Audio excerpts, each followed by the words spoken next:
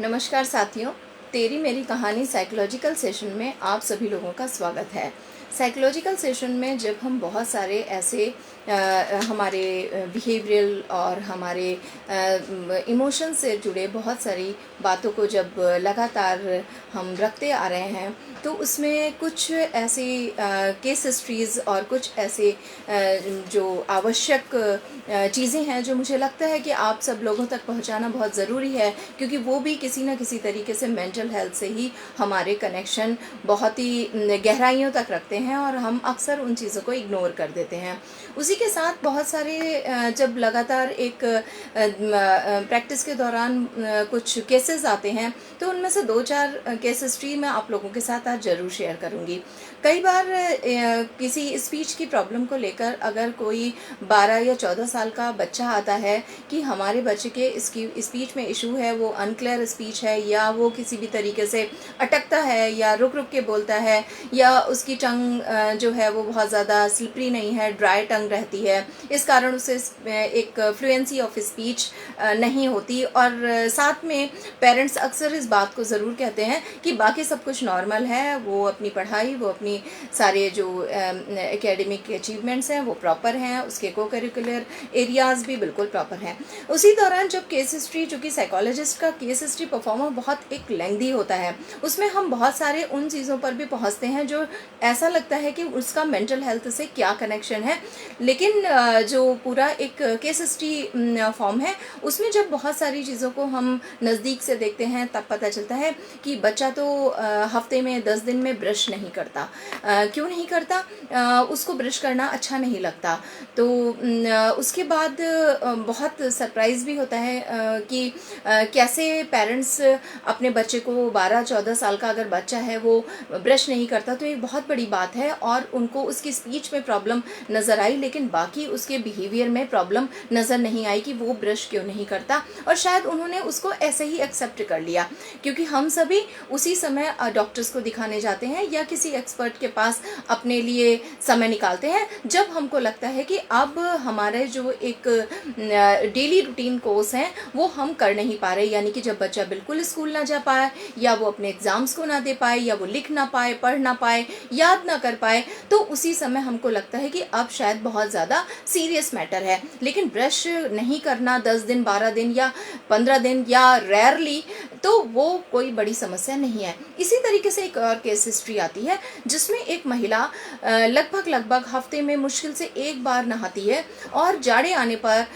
वो कहती है बहुत सर्दी है और मेरी बॉडी पानी को नहीं बेयर कर पाती, और उसके बाद वो 15-15, 20-20 दिन तक नहाती ही नहीं है। और इस पर उनके घर में बहुत ज़्यादा विचार विमर्श होता है, किंतु इसको भी शायद स्वीकार कर लिया गया है। इसी के साथ साथ कई और भी ऐसी केस हिस्ट्री हैं जिसमें पता चलता है कि कोई लड़का है और वो 24 साल का है, इंजीनियरिंग कर रहा है, वो टॉपर है, हमेशा थ्रू आउट उसने एक उसके जो अचीवमेंट हैं वो बहुत अच्छे रहे हैं, और उसके बाद वो अपने कमरे से नहीं निकलता, अपनी जगह को नहीं छोड़ता, वो उसे वहीं पर खाना खाना है और वहीं पर सोना है, और वो ना नहाता है और ना ही अपनी हाइजीन एरिया को फिट रखता है। ऐसे बहुत सारे लगातार एग्जाम्पल्स हैं जो हमें समय समय पर केस हिस्ट्रीज़ में मिलते रहते हैं। कहने को ये बहुत सारी छोटी बातें हैं कि कमरे से नहीं निकलता, नहाता नहीं है, या ब्रश नहीं करती, या कपड़े चेंज नहीं करती, उन्हीं कपड़ों में कई कई बार व्यक्ति कहता है, या अडल्ट भी और बच्चा भी, कि मुझे यही जीन्स और ट्राउज़र पसंद है, मुझे यही टी शर्ट बहुत अच्छी लगती है, मुझे ये बहुत रिलैक्स फील करता है, मुझे यही सूट बहुत अच्छा लगता है, और वो कई कई दिनों तक, अगर कभी रेयरली 10 दिन में धो भी देती है तो उसके बाद इमीडिएट उसको फिर से पहन लेती है। तो इस तरीके की बहुत सारी हाइजीन से रिलेटेड चीज़ें हैं, कैसे ये मेंटल हेल्थ से कनेक्शन का एरिया है। आज सेशन है हमारा 54, और हम आज आपके सामने जो टॉपिक पर डिस्कशन करेंगे, mental health and hygiene, mental health के साथ हाइजीन का कोरिलेशन, उसका कनेक्शन, और फिर हम देंगे आपको कुछ थोड़े से टिप्स और एक इनकरेक्ट थॉट आपको करेंगे आपके साथ उसका करेक्शन। तो चलते हैं आगे बढ़ते हैं कि मेंटल हेल्थ जो है एक ये ब्रॉड कॉन्सेप्ट है किसी एक व्यक्ति का, उसके इमोशनल और उसके बिहेवियरल इश्यूज का एक दूसरे के साथ या अपनी लाइफ इवेंट में लोगों के साथ या अपने वर्किंग प्लेस में एडजस्टमेंट। तो मेंटल हेल्थ हम कहते हैं कि डिप्रेशन हो गया यानी कि व्यक्ति रो रहा है, उदास है, वो बात नहीं करता या कई बार बहुत चिंता करता है, उसे थॉट आते हैं या किसी और तरीके की वो हरकत कर रहा है, that correlated to mental health. जी नहीं, अगर व्यक्ति किसी भी तरीके से किसी के साथ उसका एडजस्टमेंट नहीं हो पा रहा है, वो हर समय उसकी बहस हो जाती है या वो इमोशनली अपने आप को डिटैच फील करता है अपनी फैमिली में, अपनी कलीग्स के साथ, तो वहाँ पर भी उसके मेंटल हेल्थ के इश्यूज कनेक्ट होते हैं, क्योंकि ये एक ब्रॉड पर्सपेक्टिव है जिसमें हम अपनी सिर्फ मेंटल हेल्थ को डिप्रेशन एंजाइटी से नहीं जोड़ सकते, उस हर पहलू से जोड़ सकते हैं जहाँ से वो स्वस्थ होता है। शरीर के साथ साथ बहुत सारे अलग एरियाज भी हैं, इमोशनल, साइकोसोशल, साइकोलॉजिकल, वो सारे एरियाज में जितना अच्छा आपका एडजस्टमेंट होगा उतने ही अच्छे आप मेंटली भी अपने आप को फिट भी महसूस करेंगे और आप कहे जाएंगे कि हाँ, you are completely healthy person. तो वहाँ से एक इस बड़े ब्रॉड पर्सपेक्टिव को जब हम समझते हैं, इस कॉन्सेप्ट को समझते हैं, तो वहाँ पर एक इशू आता है कि mental hygiene. What is mental hygiene? Mental hygiene it's also a branch of psychiatry, जिसमें कि अक्सर साइंटिफिकली उन चीज़ों के बारे में इन पर अध्ययन किया गया है जहाँ पर व्यक्ति का वातावरण या उसके आसपास का माहौल, उसके सेल्फ का और उसके आउटर का, यानी कि जहाँ आप बैठते हैं, जहाँ आप सोते हैं, जहाँ आप खाते हैं और जहाँ आप काम करते हैं, वो और एक आपका इंटरनल एरिया, वो दोनों एरियाज कैसे नीट एंड क्लीन है। दो अक्सर आपने देखा है अपनी फर्श की सफाई के लिए तो आप बहुत सारे डिटर्जेंट, फिनाइल और बहुत सारी ऐसी चीज़ों को यूज़ करते हैं कि कीटाणु चले जाएं, लेकिन अपने ब्रेन के कीटाणुओं के लिए या अपने व्यवहार और अपने इमोशंस के कीटाणुओं के लिए आप क्या करते हैं। तो आज हम उसी हाइजीन पर चर्चा करेंगे कि कैसे आपका जो मेंटल हाइजीन है उसका जो कॉन्सेप्ट है वो कैसे डिफाइन करता है बहुत सारी सेट ऑफ एक्टिविटीज़ को, कि वो पर्सन कैसे अपना बैलेंस सोशियो कल्चर और कल्चरल एनवायरनमेंट के साथ इस्टेब्लिश कर पाता है। तो वहाँ पर एक व्यक्ति का जो हाइजीनिक एटमॉस्फेयर है, वो हाइजीनिक एटमॉस्फेयर उसको बताता है, वो अपने आप को खुश महसूस करता है और अपने आप को फील कर पाता है कि हाँ, वो वाकई में physically, mentally, emotionally, psychologically, behaviourally पूरी तरीके से एक अच्छी तरीके से एडजस्ट कर पा रहा है। यहाँ पर अगर हम मेंटल हाइजीन पर चर्चा करें तो कई बार ये सब चीज़ों डिस्कशन का मैटर नहीं होती। डिस्कशन का मैटर इसलिए नहीं होती क्योंकि अक्सर हम सिर्फ उन्हीं बातों पर डिस्कशन करते हैं जहां से व्यक्ति के डेली रूटीन, यानी कि व्यक्ति अपने जॉब में नहीं जा पा रहा, बच्चा स्कूल नहीं जा पा रहा, वाइफ है वो अपने घर के जो हाउस होल्ड वर्क्स हैं उनको नहीं कर पा रही, सिर्फ उसी समय पर हम सोचते हैं कि व्यक्ति बीमार है, परेशान है। लेकिन इसकी शुरुआत शायद इन सारी हालातों के आने से कई साल पहले शुरू हो चुकी होती है, जब आपको लगता है कि अब आपको डॉक्टर को दिखाना चाहिए। और ऐसा मैं यहाँ पर ज़रूर आप सबसे कम्युनिकेट करना चाहूँगी कि आप जब सोचते हैं कि अब डॉक्टर को दिखाना चाहिए तब भी बहुत लेट हो चुकी होती है, स्पेशली मेंटल हेल्थ के रिलेटेड एरियाज़ में। आप वो व्यक्ति कम से कम 1 और 2 साल से सफरल होता है और हम उसको ध्यान नहीं दे रहे होते हो, या हमें लगता है कि ये सब चीज़ें चर्चा के विषय नहीं है और ये सिर्फ हैबिट्स हैं और हैबिट्स को हम आराम से मॉडिफाई कर सकते हैं या वो समय आने पे अपने आप ठीक हो जाएंगी। लेकिन ऐसा नहीं होता। कई बार इससे रिलेटेड बहुत सारे ऐसे साइकोटिक और ऐसे बहुत सारे इमोशनल बिहेवियरल प्रॉब्लम्स की शुरुआत हो जाती है, क्योंकि बहुत सारे ऐसे साइकोटिक डिसऑर्डर्स में ये देखा गया है और ये पाया गया है कि व्यक्ति को अपने कपड़े को अनकवर करने में, ये जो एयर है उसकी स्किन इसको बेयर नहीं कर पाती, पानी को वो बर्दाश्त नहीं कर पाते, उन्हें समटाइम उन्हें पानी से बहुत ऑकवर्ड लगता है या पानी को टच करने में उनको वो जो सेंसेशंस आते हैं वो उनकी बॉडी फील नहीं कर पाती। It is also a correlated to the mental health area. और आगे चल के आपको पता चलता है कि व्यक्ति को मैनिक या बाइपोलर डिसऑर्डर्स के इश्यूज क्रिएट हो रहे हैं और उसके बाद धीरे धीरे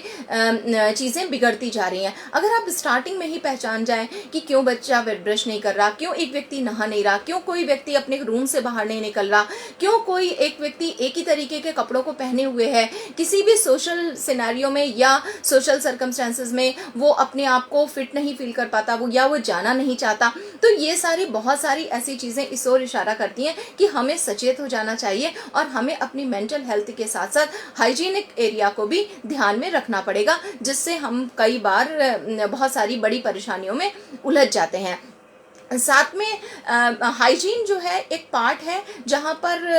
हम बात करते हैं कि किस तरीके से आपकी हैबिट्स, आपकी आदतें, आपकी सवेरा उठने से लेकर के, मैंने बहुत सारे अपने सारे सेशंस में आप सब लोगों को एक चीज़ बहुत स्ट्रांगली कम्युनिकेट की है, कम्युनिकेशन में रहा है कि आप कोशिश करें कि आप जब मॉर्निंग में उठें तो वहाँ से लेकर के जब आप अपने स्लीप साइकिल को करने जा रहे हैं, यानी आप सोने जा रहे हैं, तो वहाँ तक आपका जो, और उसके बाद अगले दिन उठना, आपका 24 आवर्स में कौन सा समय सोने का, कौन सा समय आपका काम का, आप सारी चीज़ों में अगर संतुलन ले आएंगे, क्योंकि बात सिर्फ वो यहाँ पर एक बैलेंस मोड की है कि हम सब कुछ कर रहे हैं, लेकिन हमें ये देखना है कि हम जो कर रहे हैं वो कितना कर रहे हैं, कैसे कर रहे हैं, और जो चीज़ें छोड़ रहे हैं वो क्या क्या हैं। कई बार लोगों को हमने देखा है कि वो ऐसी चीज़ों को छोड़ देते हैं कि चलो सवेरे अपने काम पे चले जाते हैं और शाम को आके नहा लेंगे, और जब विंटर्स आए तो कोई बात नहीं, हम 2-4 दिन तक बिना नहाए रह सकते हैं।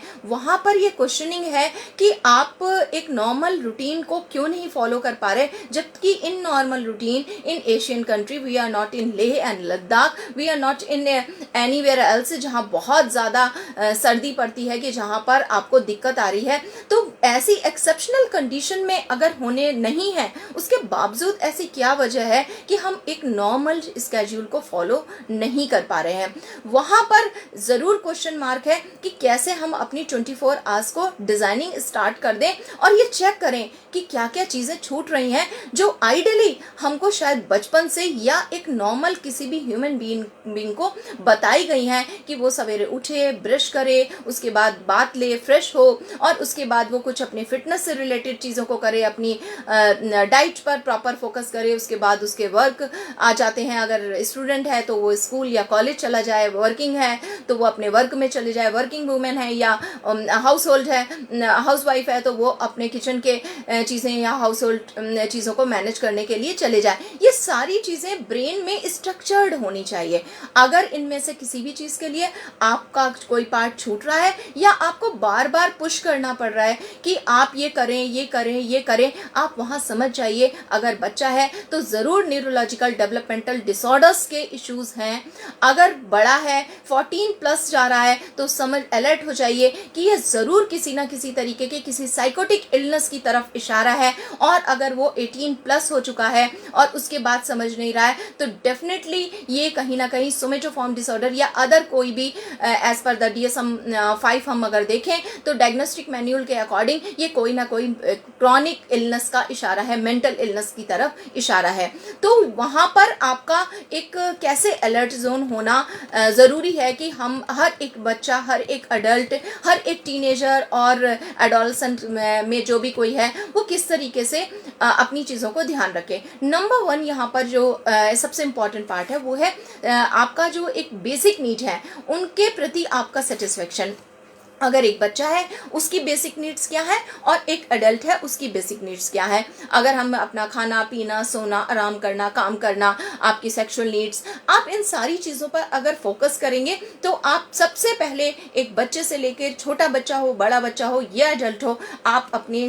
जितनी भी आपकी नीड्स हैं, प्रॉपर जो बेसिक नीड्स हैं, आप इसके लिए कोई एजुकेशन ले सकते हैं, आप इसके लिए एक्सपर्ट एडवाइस ले सकते हैं कि आपकी बेसिक नीड्स में क्या क्या चीज़ें आती हैं और आपकी बेसिक नीड्स और प्राइमरी नीड्स और सेकेंडरी नीड्स क्या क्या है, और उनमें से ऐसा तो नहीं कि आपकी कुछ जो प्राइमरी और सेकेंडरी नीड्स हैं वो सेटिस्फैक्ट्री नहीं है, वो कहीं ना कहीं सप्रेस हो रही हैं, वो इग्नोर हो रही हैं, वो आपकी नीड्स जो हैं वो उनको आप दमित कर रहे हैं। इनमें से कोई भी अगर चीज़ दमित हो रही है तो आप सोचिए कि अगर वो आज की डेट में हम ऐसा कर रहे हैं तो उसके रिजल्ट 1-1.5 साल 2 साल बाद डेफिनेटली किसी अलग तरीके से नज़र आएंगे। तो यहाँ पर अगर आप अपनी खाना पीना आराम करना कोई भी ऐसी चीज़ों को सबको चेक करिए कि आपका जो प्राइमरी और सेकेंडरी नीड्स हैं यानी कि जो बेसिक नीड्स हैं उन्हें 2 पार्ट में डिवाइड किया जाता है, प्राइमरी एंड सेकेंडरी, आपकी वो कोई भी इग्नोर नहीं हो रही हो। साथ में आपका जो सेल्फ इस्टीम है यहाँ पर एक बहुत इंपॉर्टेंट पार्ट है। अगर आप कहीं काम करते हैं या एक बच्चा स्कूल जाता है या एक हाउसवाइफ अपने घर पर काम कर रही है या एक वर्किंग वूमेन बाहर कहीं काम करने जा रही है, सभी को हम यहाँ पर एक ही कैटेगरी में लेकर चलेंगे क्योंकि सबका एक सेल्फ एस्टीम होता है, आपका रिस्पेक्ट मिलना। अगर बच्चा रोज रोज डांट खा रहा है, अगर वाइफ को घर में कई तरीके से इग्नोर किया जा रहा है या उसको वर्बल अब्यूज किया जा रहा है, या हस्बैंड अपने बॉस से रेगुलर किसी ना किसी तरीके से कुछ इससे नेगेटिव कमेंट सुनता है अपने बारे में, या वो अपने घर में अपने बच्चों या अपनी वाइफ के द्वारा कुछ कमेंट सुनता है, एक बच्चा अपने फादर और मदर के द्वारा अपनी फैमिली में ही कुछ नेगेटिव कमेंट्स को झेलता है, तो आगे चल के उसका एक जो सेल्फ स्टीम है वो कहीं ना कहीं इम्बैलेंस हो जाता है। और आपको अपने स्वयं को प्रूफ करने के लिए या स्वयं को एक जस्टिफाई करने के लिए कि हम अच्छा काम कर रहे हैं, हम अच्छी पढ़ाई कर रहे हैं, हम अच्छा पैसा कमा रहे हैं, मैं अच्छा खाना बनाती हूँ, मैं अच्छा अपने घर को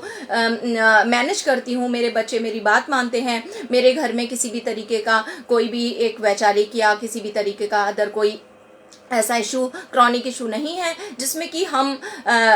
उलझ रहे हों, तो वहाँ से अगर आपको एक सर्टेन लेवल की रिस्पेक्ट मिल रही है तो वहाँ से आपका सेल्फ एस्टीम सेटिस्फाइड रहता है। अदरवाइज डे बाय डे आपके अंदर एक कुंठा, एक फ्रस्ट्रेशन क्रिएट हो जाता है, चाहे वो फीमेल हो, बच्चा हो या मेल हो। तो इस तरीके से जब आप एक लंबे समय से कुंठा ग्रस्त रहते हैं तो वहाँ पे आपके अंदर कॉम्प्लेक्सेस डेवलप हो जाते हैं, लाइक मैं कम हूँ, मेरी हाइट कम है, मैं अच्छी वाइफ नहीं हूँ, मैं अच्छा कमा नहीं सकता, मेरी शक्ल अच्छी नहीं है। तो इस तरीके का आपका सेल्फ एस्टीम आपके आसपास के लोग जब डिमोरलाइज कर रहे हैं या आपके सेल्फ एस्टीम को घात पहुंचा रहे हैं, वहां पर ये चेक करना और अर्लियर इसको कवर अप करना कि किस तरीके से सेल्फ एस्टीम को अपने बचाया जाए, कैसे उन लोगों से हटा जाए, इस पर एक अर्ली इंटरवेंशन हर उस पेरेंट को अपने बच्चे के लिए, हर उस इंडिविजुअल को स्वयं अपने लिए कर लेनी चाहिए। अगर आपके घर में, आपके बाहर या आपके कार्य क्षेत्र में किसी भी तरीके से आपकी सेल्फ एस्टीम को यानी कि आपके आत्मसम्मान को सुरक्षित नहीं रखा जाता और उस पर प्रतिघात किया जाता है, धीरे धीरे करके अगर आपका सेल्फ एस्टीम और आपकी जो बेसिक नीड्स हैं वो अगर ठीक तरीके से सप्रेस नहीं है और ठीक तरीके से सेटिस्फाइड है, तो आपका एक दूसरों के प्रति, यहाँ पे ये एक बहुत इंपॉर्टेंट पार्ट है जो अक्सर मैंने बहुत एक अच्छे पढ़े लिखे लोगों, समझदार लोगों को, जिनको बहुत ये कहा जाता है कि बहुत ही संयमित हैं, बहुत अच्छी तरीके से अपने जीवन को जी रहे हैं, तो वहाँ पर अक्सर एक इम्पॉर्टेंट पार्ट नज़र आया, वो अक्सर दूसरे लोगों की बुराई कर रहे होते हैं। अगर स्क्रीन पर कोई भी आएगा, अगर कोई लीडर आया है उसकी भी क्रिटिसाइज, अगर कोई एक्टर एक्ट्रेस, कोई भी सेलिब्रिटी आया है उसकी भी क्रिटिसाइज, कोई एडवर्टीजमेंट आ रहा है, कोई न्यूज़ आ रही है, कोई भी कुछ चीज़ें आ रही हैं उसकी क्रिटिसाइज, अपने पड़ोसी की क्रिटिसाइज, अपने सामने वाले की क्रिटिसाइज, अपने कलीग्स की क्रिटिसाइज, बच्चों को भी क्रिटिसाइज, वाइफ की भी क्रिटिसाइज। आप अगर सबकी की बुराई करते हैं और आपको सब लोग खराब लगते हैं, इट मीन्स कि आपका जो अदर्स का इवैल्यूएशन है वो पॉजिटिव नहीं है। अगर आपका जो इवैल्यूएशन दूसरों के प्रति पॉजिटिव नहीं है, इट मीन्स कि आपका जो सेल्फ एस्टीम है वो कहीं ना कहीं आपको बढ़ाने की ज़रूरत है, क्योंकि ये इनडायरेक्टली बताता है कि कहीं ना कहीं आपका अपना सेल्फ एस्टीम भी पॉजिटिवली वर्क नहीं कर रहा है और आपका जो एक सेल्फ असेसमेंट है वो दूसरों पर भी हावी हो जाता है और आप दूसरों के साथ भी उसी तरीके का व्यवहार, या नहीं भी व्यवहार, आप उनको पीठ पीछे क्रिटिसाइज करना शुरू कर देते हैं। यानी कि आपको दुनिया में आप जो लोगों को वैल्यू करते हैं वो नेगेटिवली करते हैं, और आप किसी भी रिलेशनशिप में जब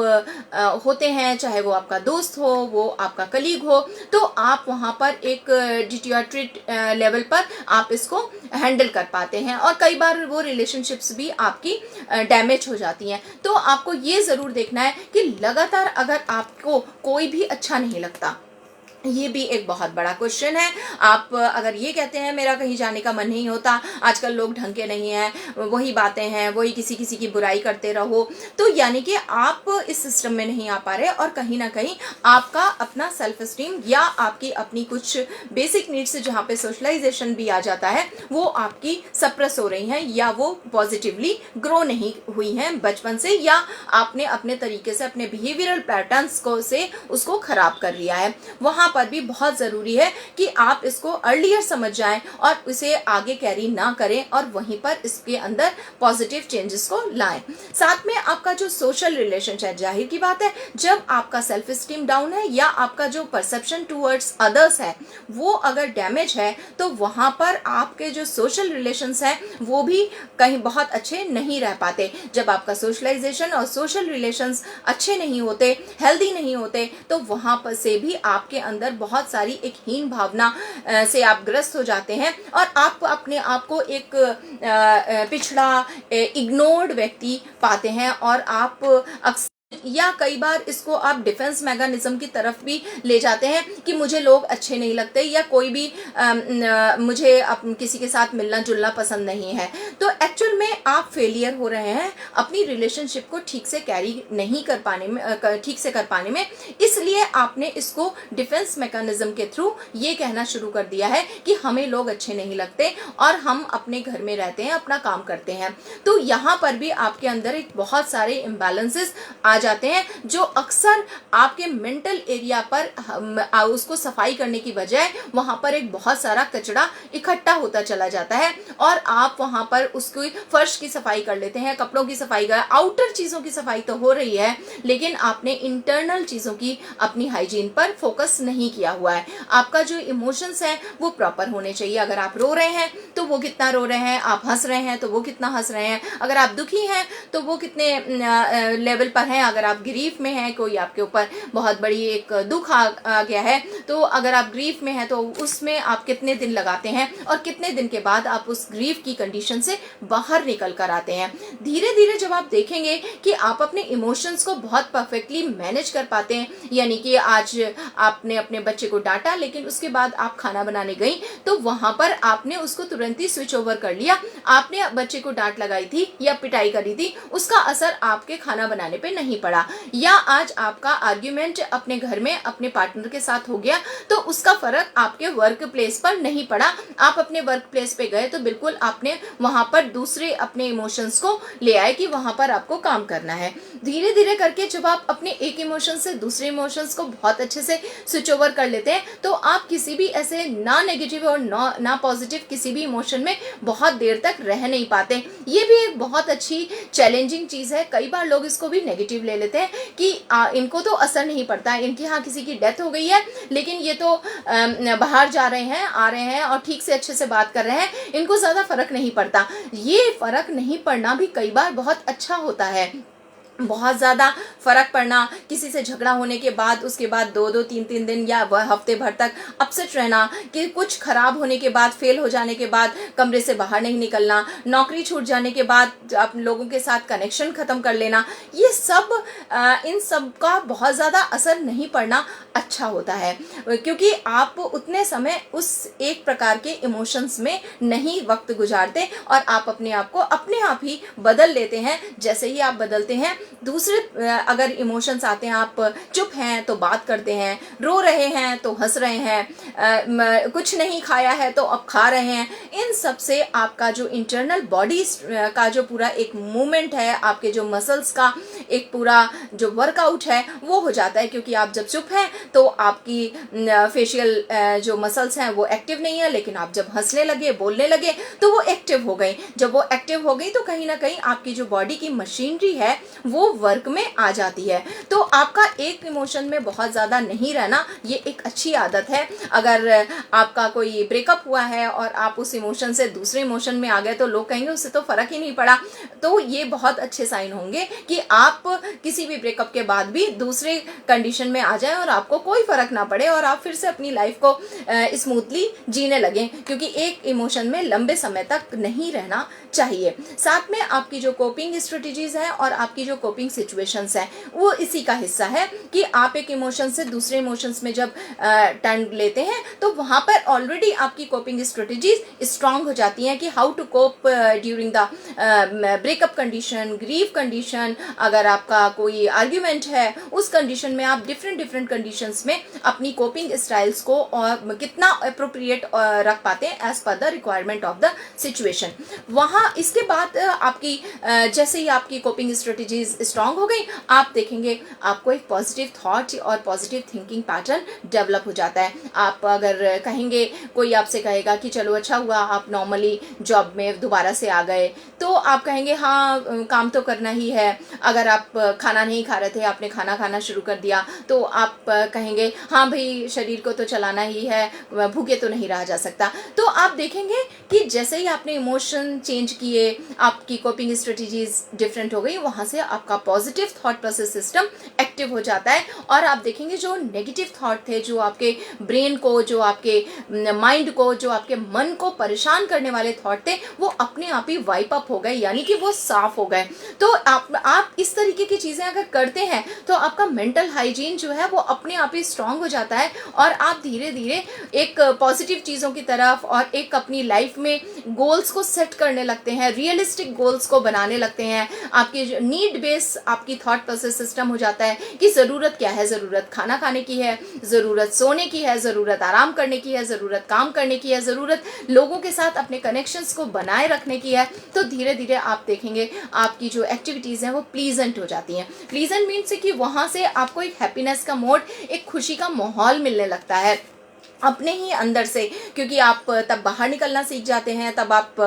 चुपचाप नहीं रहते। ये सारा जो पूरा एक चरणबद्ध तरीके से मैंने आपको टिप्स बता रही हूँ, आप इसमें अगर बहुत ही डेप्थ में इस पूरे आज के सेशंस को अपने ऊपर लागू करते हैं या एक बार इवेल्युएट करते हैं कि क्या आप कहीं इसमें बीच में अटक तो नहीं रहे हैं, कहीं आपकी कोपिंग स्ट्रेटजीज या आपका एक इमोशंस में अगर आपका बहस हो गई या आपकी कोई आर्ग्यूमेंट हो गई बॉस के साथ, तो आपने 3 दिन 4 दिन 5 दिन तक उससे बात ही नहीं करी और वहाँ पर आप धीरे धीरे देखेंगे कि आपका एक इमोशंस में लंबे समय तक रहने में बहुत सारे अदर प्रॉब्लम्स भी जनरेट हो रहे हैं। तो आपका जो मेंटल हाइजीन है वो हाइजेनिक नहीं है और वो कहीं ना कहीं गंदा हो रहा है, वो खराब हो रहा है, नेगेटिव हो रहा है। तो आपको उस एक समय पर अपने मेंटल हाइजीन पर फोकस करने की, अपने मेंटल हेल्थ के लिए बहुत ज़्यादा ज़रूरत है। आई होप कि आज के जितने भी टिप्स हैं वो आप लोगों के लिए वैल्यूबल लगे होंगे आप लोगों को, और साथ में आप लोगों को आप उससे बेनिफिट ले पाएंगे। अगर आपको कोई भी अपने व्यवहार से रिलेटेड, इमोशनल चीज़ों से रिलेटेड, या कोई भी ऐसा व्यक्ति है जो अपनी पर्सनल हाइजीन को ध्यान नहीं रखता, यानी कि वो आउटर से अपने आप को क्लीन नहीं रखता, नीट एंड क्लीन माहौल में रहने में उसको कोई फ़र्क नहीं, अच्छा नहीं लगता, वो उसके प्रति अवेयर नहीं है और इंटरनल अपनी हाइजीन को भी और क्लीनिंग को लगातार नहीं कर पाता या अनेबल है कि कैसे कोप करे अपनी कंडीशन में, तो आप डेफिनेटली हमारी हेल्पलाइन नंबर 9411731750 पर कांटेक्ट कर सकते हैं। और मैं आशा करती हूँ कि हमारे क्षेत्र में और हमारे आसपास जितने भी लोगों तक ये वीडियोस पहुँचते हैं उनमें से कोई भी मेंटल हेल्थ से रिलेटेड इश्यूज़ को बहुत जल्दी पकड़ लेगा और उनको बहुत ही बारीकियों से एक्सपर्ट एडवाइस के थ्रू या बाय सेल्फ भी, क्योंकि हमारे वीडियोस में अक्सर इतनी आपको चीज़ों को दे दिया जाता है कि आप अगर चाहें तो खुद में अपने आप भी चीज़ों को हेल्दी कर सकते हैं। फिर भी अगर कोई आपको दिक्कत है तो आप हमारे साथ कांटेक्ट में बने रहिए। आपके जो भी क्वेश्चंस हैं, आपके जो भी ऐसी कोई भी प्रॉब्लम्स हैं, उनका सोल्यूशन हम आप तक पहुंचाते रहेंगे। और एक इनकरेक्ट थॉट हम यहाँ पे आज करेक्ट करेंगे कि हर दिन अगर कोई भी व्यक्ति अपने काम को और अपनी पूरी जो भी उसके अचीवमेंट्स हैं, चाहे वो पढ़ाई है या नौकरी है, अगर कोई भी व्यक्ति उसे परफेक्ट कर रहा है, उसके बावजूद भी उसके कुछ एरियाज वो दोस्त नहीं बनाता या कमरे रूम से बाहर नहीं निकलता, सोशलाइजेशन पुअर है, पर्सनल हाइजीन को ध्यान नहीं रखता, नेल्स नहीं कट करता, नहाता नहीं है, ब्रश नहीं करता, तो ये बहुत बड़ी प्रॉब्लम है। उसको आप प्लीज़ हेल्दी मानना, कंप्लीटली हेल्दी मानना छोड़ दीजिए। कंप्लीटली हेल्दी वो व्यक्ति है जिसकी कंप्लीट पूरा 24 आवर्स बैलेंस्ड होने के साथ साथ each and every area is correct. तो आप ये आप ही का एक थॉट प्रोसेस होगा जो आप दूसरों तक पहुंचाएंगे कि आप जब मान लेते हैं कि बिना ब्रश करे बिना नहाए भी चीज़ सही है, यही हमारी सबसे बड़ी भूल होती है। वो सही बिल्कुल नहीं है। तो उसके लिए आपको अप्रोच करना या अपने लेवल पर किसी भी एक्सपर्ट्स के साथ कांटेक्ट करना, वो आपका सही थॉट होगा, सही तरीका होगा और सही कनेक्शन होगा उस व्यक्ति के साथ भी, जहां आप उसकी कुछ चीज़ों को सही कर पाएंगे। तो आज के लिए आप लोगों से विदा लेती हूँ। अगले हफ्ते फिर तेरी मेरी कहानियों में कुछ और ऐसी आपकी और हमारी व्यवहार की, मन की बहुत सारी कहानियों के साथ फिर जुड़ेंगे। तब तक के लिए धन्यवाद, नमस्कार।